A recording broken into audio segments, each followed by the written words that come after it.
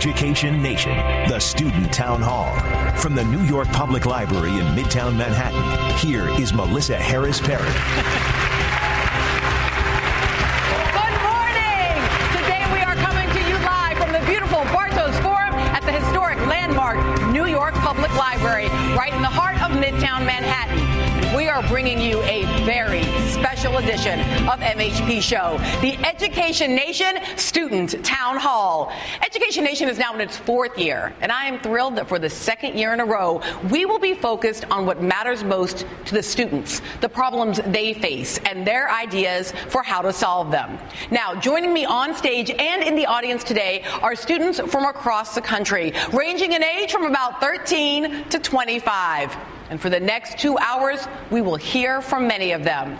To help with that task, two of my colleagues are in the house. Working one side of the room is co-host of MSNBC, The Cycle, Crystal Ball. Hey, Crystal. Hey, Melissa. Good morning.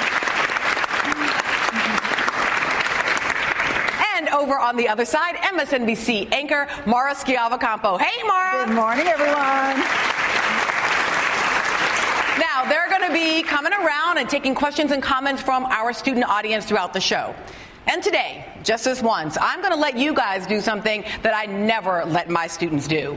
You can use your phones in class. We want to know your reactions, your thoughts, and especially your ideas in response to what you're going to be hearing today. So feel free to use social media and try to kind of keep the conversation going on Twitter. You can use two different hashtags. You can use the Education Nation hashtag, and of course, if you are an MHP Show tweeter, you can use the hashtag Nerdland. This year, the theme for Education Nation as a summit is What It Takes. 3 small words that encompass the big task of setting students up for success in school, college, career, and beyond. And in 2013, no one showed us all what it takes more than the students themselves. In cities across the country, we saw students raise their voices and take the lead, using activism to agitate for education reform. And here is just a sense of what some of those voices had to say. No education! No life! No education! No life!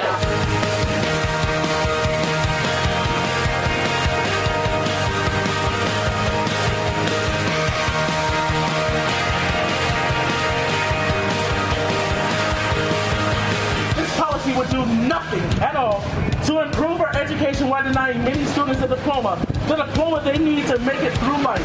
Save our schools! Save our schools! Save our schools! Save our schools!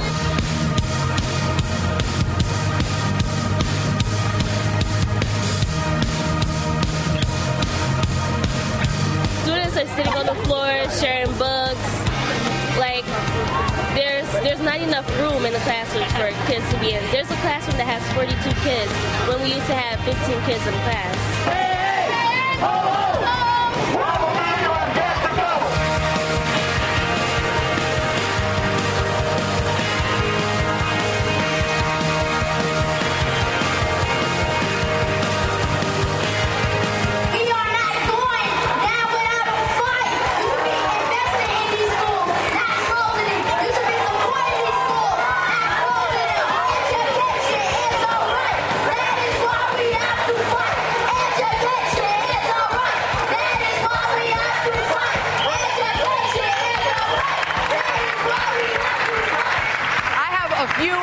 Student protesters here on stage with me today. Joining me now are Nuar Ahmed, an 18-year-old junior at Julia High School in Philadelphia and a member of the Philadelphia Student Union.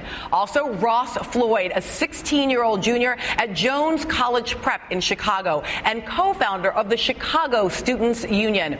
Noah Rosenblatt, who is an 8th grade student at Hoyster Adams Bilingual School in Washington, D.C. And Cauldierre McKay, a 17-year-old student at Classical High School in Providence, Rhode Island, an executive board member of the Providence Student Union. Thanks to all of you all for being here. Thanks for having us. All right, so shake it off, because you all are here in part because you already demonstrated that what we need to know about education reform comes from students themselves. So talk to me. What are the big challenges in Philadelphia that led to so many students protesting this year? What is it that you all felt the need to be organized about? Mostly the fact that we're not being a priority in the eyes of our governor, who is in charge of funding our public education. And because of the lack of funding, we aren't able to have a lot of things such as teachers and nurses and counselors and sports and arts and music and all these great things that go into schools and make schools what they are. So, Noor, I pretty regularly have conversations with adults on my show about the notion of education funding. And I've had folks push back and say, we spend more than anybody else. We spend tons of money on education. How could it possibly be a money problem? How would you respond to that? Well, obviously, it's not their main priority. Even if they do spend a lot of money, they might not spend enough, or they might be taking money from it. For instance, our governor, he took about $1 billion from public education statewide. And meanwhile, Philadelphia itself has a $300 million deficit. And he's failing to give us the money to fix this deficit. All right. Hold that for a second, because I want to keep thinking about this idea of money. But then I want to talk to you a little bit, because I know Chicago, and I know Jones, and I'm thinking, now Jones is one of those schools that is held up as one of the best schools in a city, where sometimes people talk about the problems of schools. So what in the world would you have to protest, given that you are a Jones student? Right. Well, I think the issue with Chicago and what makes Chicago so great is that we're a city of communities and that we stand together. So although Jones wasn't affected in the education crisis that's going on in Chicago, 49 elementary schools were. This past school year, 49 elementary schools were closed in Chicago. That means kids as young as 8-year-olds are having to cross really dangerous gain lines just to receive a free public education. And when I and my students who I work with and everybody see that, we know it's not right, and we know even if it doesn't affect us, we have to stand up, because you constantly ask the question, what if it was Jones that was being closed? You'd want people going out and marching for you. So this is about a sense of solidarity among students, even if it's not necessarily your school. Yes, and also knowing what's right. When you see 49 public schools being closed, while at the same time charter schools are coming in, and while at the same time teachers are being fired and $90 million are being cut from our budgets, you know in your heart that that's not right, and I personally have to do something about that. All right. Let me ask then a little bit on this question of what it takes. Given that we know something here about, I've heard from you something about funding. I've also heard from you something about the question of solidarity, whether it's your school that's being closed, as it was in the case of Ashawn Johnson, who we all got to know, or whether you're in a great performing school, but it's in your city. So if I ask you now, what does it take? Talk to me about whether or not what it takes is testing, whether or not what it takes is being able to prove that your teachers are teaching you something. I think it takes more than that. That's only a part of it. That's the logistical, technical part of education.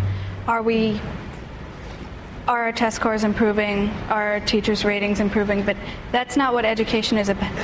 That's not what education is about. We're not going to school in order to get an A+ on the test. We're going to school in order to learn. And so I think what education officials don't see is that what it takes is more than what they're giving us. When you first started protesting the idea of testing as the central way of deciding whether or not you were learning something, you were pretty young. You're an 8th grader now, but how old were you when you first said, this testing, this high-stakes testing is wrong? I had just turned 11. And so what at 11 made you say, I'm gonna stand up against this? I've always felt like people consider children to be dumber, and that age has far too much to do with respect. Mm-hmm. And I decided that I'm the one taking the test, I'm the one who sees the test, and while my test scores don't matter to me, they matter to people I care about. So I don't see why I shouldn't speak up as much as anyone else should. Follow up on that idea that the notion of respect, that maybe part of what it takes is hearing from students. Because this year in Chicago, we heard from students a lot. Yeah, I'm sure that all students here feel the same about how a lot of adults ignore us because we're a lot younger than them. So Providence Student Union has done a lot of creative actions to try to break through this adultism. And like the Providence Student Union is a youth-led organizing group that fights to build student power. Mm-hmm. You guys went zombie this year, right? Yes. Tell me about that. Okay. We in the zombie march, imagine almost 100 students dressed up as zombies, torn clothes, makeup, fake blood, the whole shebang, taking over downtown and shuffling to the Department of Education. We wanted to send the message that high stakes test is sucking out the creativity of our curriculum and turning us into test prep zombies. Stay right there. I want to come back more on this notion that education is turning us into zombies rather than into full students who have the capacity to do the amazing things that you all have been doing and that so many of your colleagues have been doing when we come back. But let me also say that this morning we're going to be showing you videos that we've received through Education Nation from students across the country using the hashtag #WhatItTakes to share their views on what is needed for academic success. Stay right there. We're just getting started. For student success, it takes passion, hard work, and dedication. You really have to be invested and care about what you're learning about.